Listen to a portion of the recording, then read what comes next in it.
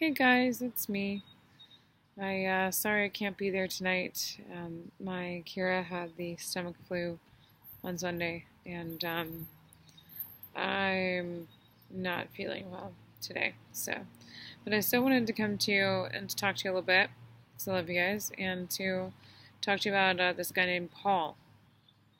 So, you may have heard of Paul if you read the New Testament. Paul is a guy who wrote a lot of the letters in the New Testament. Once you get past Matthew, Mark, Luke, and John, the first four main Gospels, you'll see some letters to the Corinthians, letters to the Ephesians, and those all came from a guy named Paul. So who is this Paul? Paul, the guy who writes these letters, is just a selfless martyr for Christ. When you read these letters, he talks about how much he loves these people and the good news of Christ.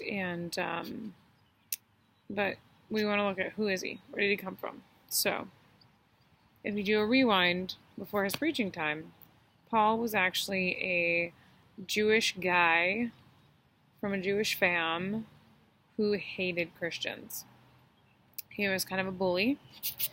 See, back before Jesus came, there was the Jewish law, but not only the Jewish law, but we may have talked before about the over 300 Jewish laws that you had to keep in order to get to heaven. This goes back to Moses and the Ten Commandments and all of the laws that God sent to them that they had to keep when they had to sacrifice animals. And so your actions were a big deal back then. Now, especially growing up Jewish, you would have been used to doing all these things, following all these laws, making sure your animals are killed a certain way, you treat your family a certain way. Excuse me, making sure everything is just the way it should be so that you can be in good favor with God as God's chosen people and make your way to heaven. Well, imagine your whole life is this. And then all of a sudden this guy, Jesus, comes around and says, hey, that stuff doesn't matter, just follow me.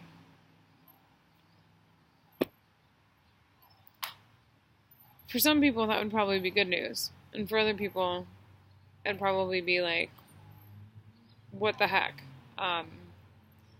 You've got these new Christians who are following Jesus, who are telling you that the only thing you need to do to get to heaven is believe and be saved. They're telling the story of you're saved by grace through faith, not by your works and your animal sacrifices. This is weird. And it's almost offensive. Imagine if you had worked your whole life to get good grades. You worked and studied, and you had your 4.0, and you were ready to graduate and go on. And then all of a sudden, some guy comes in, and he gets an A because he writes a thesis paper. No effort, none of the work. He gets an A because the professor likes him. Because he wrote one paper, for something little. Last minute just comes in and swoops in and gets that A to graduate too. Our first human tendency, I think, is to say, what the crap? I did all this work. Just like my mother before me and just like her mother before her. Who do these people think they are coming in and just being saved through faith? So Paul was mad. Paul was a devout Jew, and he was very mad. So he took this out by persecuting Christians, by imprisoning Christians, by manipulating and torturing Christians. He was not very well known for good things in the Christian community. Sorry. Until one day, God comes to Paul. Shows himself to Paul, a light that they say is brighter than the sun. Now, what have your parents been telling you about the sun and staring at the sun since you were born? That's right. If you look at the sun, you'll go blind. That's why you don't look at the sun. And on those solar eclipse days, you have like the cereal box with like the reflector so you can see it without going blind. So it was a light brighter than the sun. And it was so bright it blinded him for 3 days. And at the end of his blindness, he believed in God. He believed in Jesus. His sole mission was to share Jesus' love with everybody.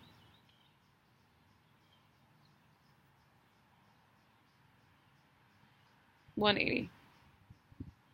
Here's a guy who before would have imprisoned you for being a Christian. Now, after seeing this white light, he is such a devout Christian. He goes and tells the whole world about Jesus. He writes letters to the people he can't get to. He travels around to all the people he can get to. He is imprisoned. He is beaten. He is shipwrecked. All for this faith that once upon a time he thoroughly believed was just mumbo jumbo. And he did that till the day he died. He believed that Jesus was coming in his lifetime. He was a little, like his second coming was coming in his lifetime, and he was a little wrong about that one. But through faith, he went around and spent the rest of his life telling the truth about who Jesus was without fear of imprisonment or death. He'd say things like, to live is for Jesus, to die is gain. Or to die is for Jesus, to live is gain. That's your homework. Look up that verse. But I just find this very interesting because I feel like we live in a very competitive environment. There's just a lot of emphasis put on what we do and how we do it. You have to get good grades, be involved in all the things, dress the right way, impress the right people, go to church, go to youth group. Hey, but that's important. We live in this world where we're so obsessed with the things we do, we're almost like those Jewish guys a long time ago that believed they had to follow 300 plus laws in order to get to heaven, and it can be easy to forget that really the only thing that saves us is our faith in God, our faith in Jesus. This is my love mug that I made, ceramics. It's got 1 Corinthians 13 verses 4 through 8 on it. 1 Corinthians 13 verses 4 through 8, look it up. It's my favorite. I'm hoping to see will help my current situation. So, I'm just afraid. I know it can be easy. How often do you compare your achievements with someone else? How often do you brag about being captain of the team, straight A student, on all your various things? And it can be very easy to find our identity in that. Like, hey, I'm good at my job. I'm getting A's in school. I'm a good mom. Look at me. But it doesn't matter. Like, none of it matters to God. All he wants is your heart. All he wants is your love. That's it. That's all it takes to join into his eternal kingdom, eternal life. And they say eternal life starts now. Like, your relationship with God doesn't start up there. It starts here. Like, this is me and God and T. Eternal life in it right now. He promises to be with you. There's actually a lot of really cool promises for those that believe in him. And so that's my message for you. Paul started killing people for a living, kind of just persecuting, no conscience at all. And all it took was a pretty miraculous encounter with God. And then he ended up being one of the most powerful testimonies for the faith and for winning over followers for Jesus Christ, in the history. So, lesson 1, you're never too far gone to be used by God. I can tell you that because I was pretty far gone when I was a teenager. Lesson 2. What you do to prove yourself doesn't mean anything. It's what you believe and love that means something. That's not to say, hey, go run around and make poor choices, go skip some school and party. No. Because where the biggest confusion is in all of this is I do good things to get to heaven. I do good things to get to heaven because I believe in God. No. It's because I believe in God and I have the gift of eternal life that I do good things.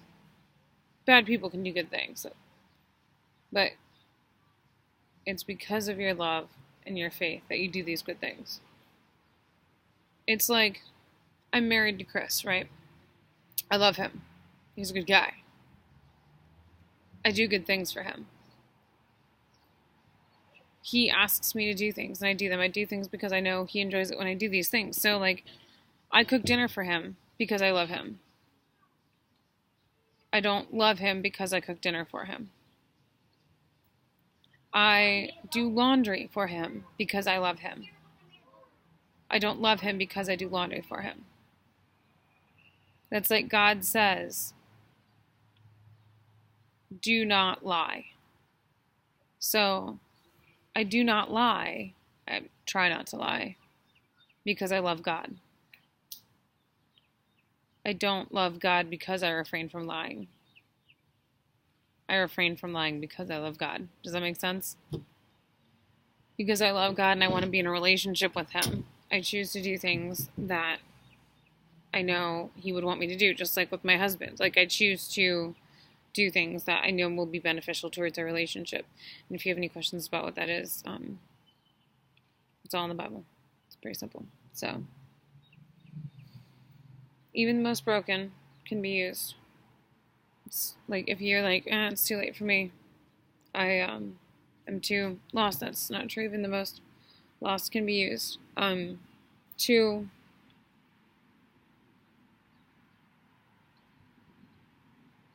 it's not what you do, it's what you believe. It's your love that inspires your actions that matter.